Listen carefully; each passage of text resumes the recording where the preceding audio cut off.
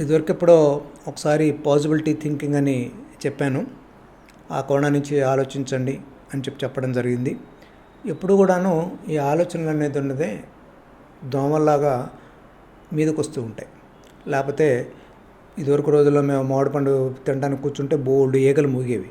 ఇప్పుడంతా పెస్టిసైడ్లు అవి ఇవి కొట్టి ఎక్కువ రావట్లేదు అనుకోండి. అట్లాగే ఈ ఆలోచనలు కూడా దోమల్లాగా అని మూగుతూ ఉంటాయి. అలా కాకుండా ఎప్పుడన్నా ఏదన్నా సరే అనుమానం ఉంటే కానీ ఏ ఆలోచన వచ్చినా ఒక పుస్తకం పెట్టుకొని చక్కగా దాంట్లో పాజిబిలిటీ 1, 2, 3, 4 ఇలా రాసుకోండి. దాని తర్వాత దానికి పరిష్కారాలు ఏంటి, ఏమేమి పరిష్కారాలు మనం చూడవచ్చు. 1, 2, 3, 4 ఇలా పరిష్కారాలు చూడండి. ఈ 4 పరిష్కారాల్లో 4 రకాల పరిష్కారాల్లో ఏది ముందు చేయాలి, ఏది చేస్తే రిజల్ట్ ఎంత వచ్చేలా ఉంది, ఈ పాజిబిలిటీస్ కూడా ఆలోచించుకోండి.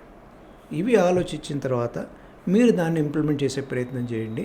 చాలా వరకు ఇది సక్సెస్ఫుల్గా ఉండే అవకాశం ఉంది. అయితే అన్నీ అయిపోతాయనే లేదు.